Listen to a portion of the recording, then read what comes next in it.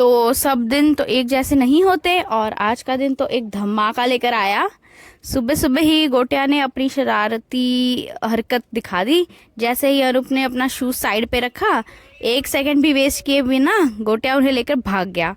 फिर राही ने बहुत कोशिश की वापस लाने की, पर गोटिया एक प्रोफेशनल चोर निकला। और ये देखकर ना मुझे ये मार्गी याद आ गई। मार्गी भी घर पे ये ऐसी करती थी। जैसे ही कोई चीज़ चाहिए होती थी, वो आँख बंद करके दौड़ जाती थी, जैसे मिशन इम्पॉसिबल का कोई एजेंट हो। फिर मुझे वही ट्रिक याद आई और मैंने क्या किया, मैंने गोटिया से बोला कि वो देखो वहाँ कौन है, ऐसे। और बस अभी देखो, अभी मैं बोलूँगी थोड़ी देर में। फिर क्या हुआ पता है, जैसे मैंने बोला ना, वो उसका माइंड डाइवर्ट हो गया और जितनी तेज़ी से वो शूज़ लेकर भागा था, उतनी ही जल्दी गोटिया का ध्यान भटक गया और मैंने उससे शूज़ वापस ले लिया। मोरल ऑफ द स्टोरी यही है कि हर प्रॉब्लम का सलूशन सिर्फ ताकत नहीं, दिमाग भी होता है, जो मेरे पास है। ये देखो कैसे भाग रहा था वापस वापस लेके। तो फिर उस दिन रात का डिनर तो वैसे सबके घर पे एक नॉर्मल रूटीन होता है, पर यहाँ ना एक अलग एक्सपीरियंस होता है रोज़।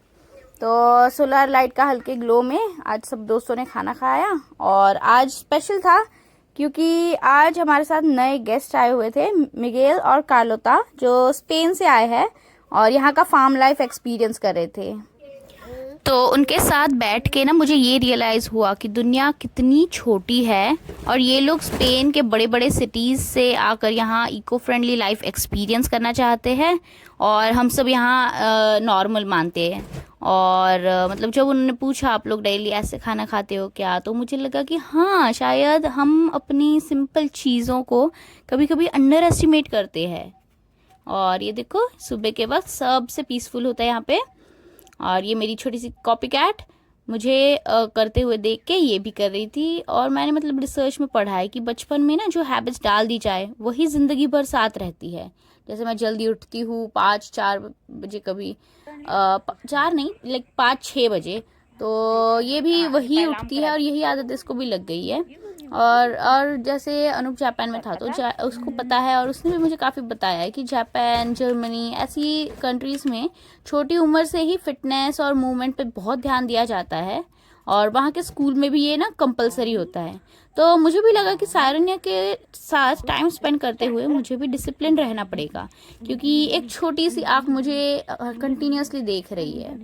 और मतलब मैंने मतलब प्रेगनेंसी के बाद से मतलब काफ़ी ज़्यादा वेट लॉस कर लिया है और बस यही कंटिन्यू करना चाहती हूँ।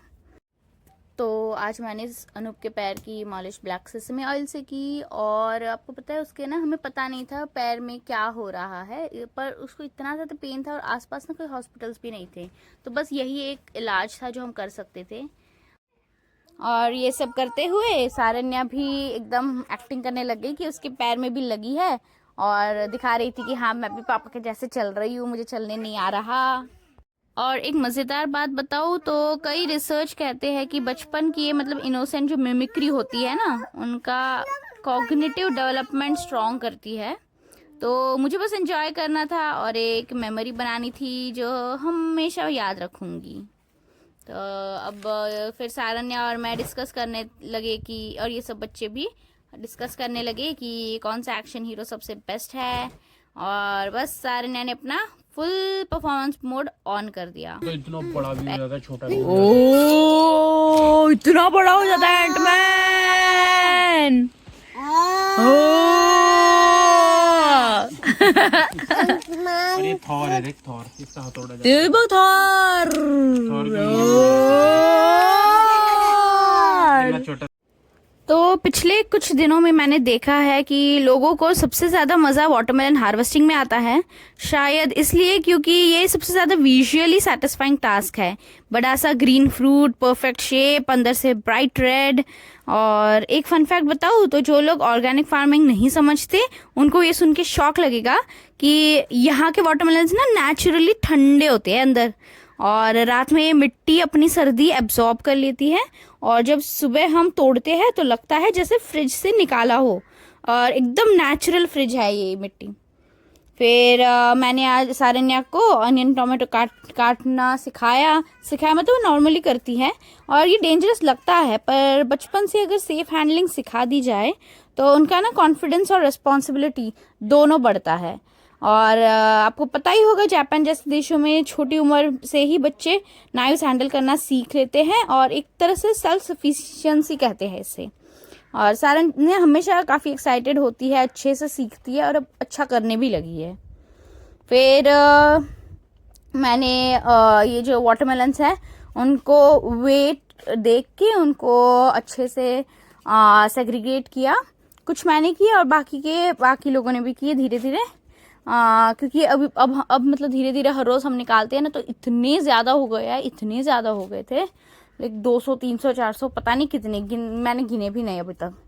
तो ये मैं काउंटिंग कर रही थी सारी, और उसके बाद मोस्टली सारा सेग्रीगेशन का काम वो कार्लोता है उसने किया। और मतलब वो उन लोगों को देखे ना, वो काफ़ी डेडिकेटेड थे अब तक यहाँ पे, मतलब जब से आया ना तब से। और बस फिर ये देखो, ये उन्होंने टूल बनाया है। आज ऐसी चीज़ इन्होंने बनाई ना कि मैं सच में ऐसे मतलब अमेज्ड हो गई। तो ये मिगेला और कार्लोता ने एक DIY वाटरमेलन कैरियर बनाया, बाम्बू से, रोप से और एक चद्दर से। ये देख के ना मैं एक और बात समझ गई कि जब आपके पास लिमिटेड रिसोर्सेज होते हैं तभी असली इनोवेशन होती है। फिर बस हमने काम पूरा किया और ये दिन भी एक नया एक्सपीरियंस लेकर आया। और एक तरफ फॉरेन टूरिस्टर्स के नए आइडियाज, दूसरी तरफ सारन्या का ग्रोइंग क्यूरियोसिटी और तीसरी तरफ नेचर के बीच एक सिंपल फुलफिलिंग लाइफ। ऐसे ही नए नए एक्सपीरियंसेस के साथ हम फिर मिलेंगे अगले व्लॉग में।